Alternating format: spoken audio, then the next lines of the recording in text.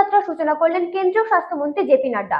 শিল্প কর্মসংস্থান, গণতন্ত্র ও কেন্দ্রীয় প্রকল্প বাস্তবায়নের ইস্যুতে আক্রমণ শানালেন তৃণমূলকে। তবে উপস্থিতির চিত্র নিয়ে প্রশ্ন রাজনৈতিক মহলে।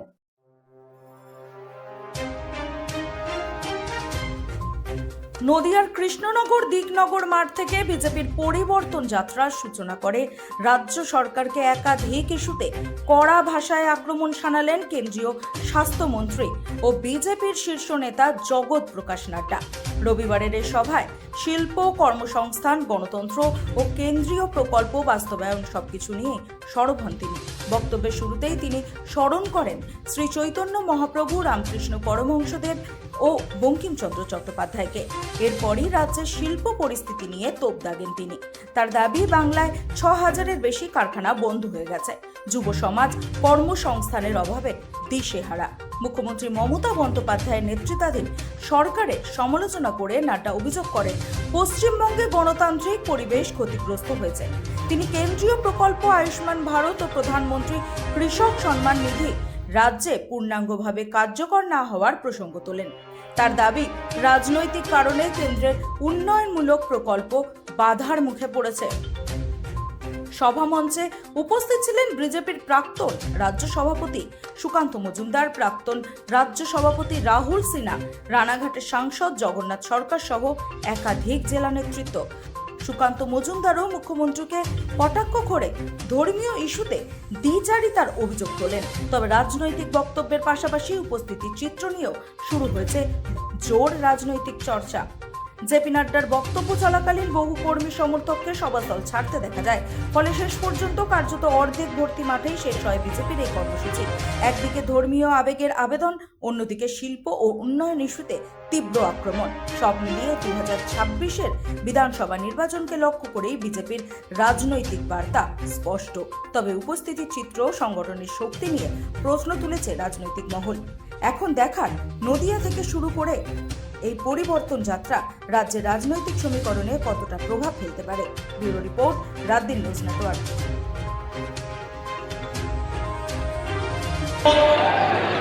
स्वामी विवेकानंद की भूमि को, महर्षि अरविंदो की भूमि को, सुभाष चंद्र बोस की भूमि को, बंकिम चंद्र चट्टोपाध्याय जी की भूमि को और श्यामा प्रसाद मुखर्जी जी की भूमि को बहुत बहुत नमन करता हूं और उनका आशीर्वाद लेकर के अपनी बात को प्रारंभ करता हूं। मैं जब यहाँ कृष्णनगर में आया हूं, नादिया में आया हूं, तो मैं निश्चित रूप से चैतन्य महाप्रभु को याद करता हूं। जो चैतन्य महाप्रभु, उनको नमन करते हुए अपनी बात को प्रारंभ करता हूं। चैतन्य महाप्रभु ने कहा था कि सच्ची भक्ति और विनम्रता ही मोक्ष का द्वार है। ये जो नौदिया न केवल एक भक्ति की भूमि है, यह भूमि बंगाल की संस्कृति की भूमि है, बंगाल की भाषा की भूमि है, बंगाल की शिक्षा की भूमि है और बंगाल से देश में समाज सुधार का अजूबा संगम है ये नौदिया। ऐसे स्थान को भी मैं नमन करते हुए अपनी बात को प्रारंभ करता हूं। मित्रों, आज जो मैं आप लोगों में उत्साह देख रहा हूं, वो उत्साह देख करके मुझे स्पष्ट दिख रहा है कि आप लोगों ने पलटानो सरकार, एक बार बीजेपी सरकार, इस बात को आपने अपने मन में बना लिया और आप এসআইআর বাদ চলে গেছে 10,495।